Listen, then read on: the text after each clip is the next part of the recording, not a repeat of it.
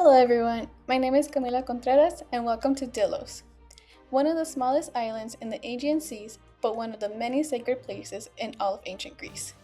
This tiny island was believed to be the birthplace of twins Apollo and Artemis, two of its most important gods and goddesses in Greek religion. Because of that, it became a major destination for pilgrims, merchants, and travelers all around the Mediterranean. Let's walk through 5 of its most important spots. Our first stop is the Sanctuary of Apollo, the religious heart of Delos.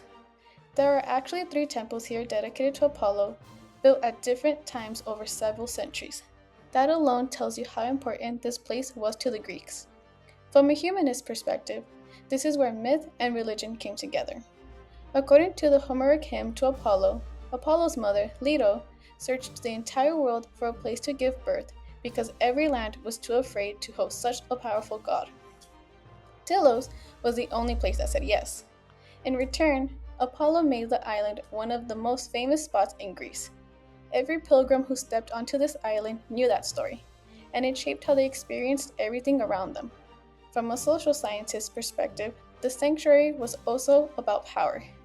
Greek cities competed to leave the biggest and most impressive offerings here, because being connected to Apollo's birthplace meant prestige and influence across the Greek world. Just short a walk away is the sanctuary of Artemis. While Apollo was the god of light and music, Artemis was the goddess of hunt and childbirth. According to myth, Artemis was actually born first and then helped her mother deliver her twin brother. From a humanist perspective, this sanctuary tells us how the Greeks thought about Artemis as a goddess. She was fierce and independent, and her sanctuary reflected that. People came here for many different reasons. Then they went to Apollo's temple, often seeking protection during childbirth or asking for help with hunting. Our third spot is one of the most recognizable spots on Delos, a row of marble-lined lions, a stone path, crouching with their mouths open, staring forward. They were dedicated to Apollo by the islands of Naxos around 600 BCE, and there were once as many 16 of them. Only 5 originals remain today. From an artist's perspective, these are fascinating sculptures. They were carved from Naxian marble, which was famous across the ancient world. This style is archaic, meaning the lines look stiff and formal, but that was intentional. They weren't meant to look lifelike. They were meant to look powerful and sacred, like guardians protecting the spot where the gods were born. Our second to last spot is right up behind the lions is where the sacred lake used to be. It was drained in the 1920s to stop the spread of disease, and today it's just a flat, dry area. But in ancient times, this was the most sacred spot on the entire island. According to Strabo's geography, this is where Leto gave birth to Apollo and Artemis. The lake was home to swans, which were sacred to Apollo.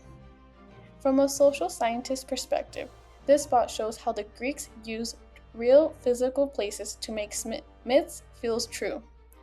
Pointing to an actual lake and saying, "This is where it happened," made the story something you could stand in front of and believe. Our last spot is the Theater of Delos, carved into the hillside and large enough to hold around 5,500 people. In ancient Greece, theater wasn't just entertainment. It was a religious experience, performed during festivals honoring the gods. From both a humanist and an artist perspective, this is the perfect place to end the tour.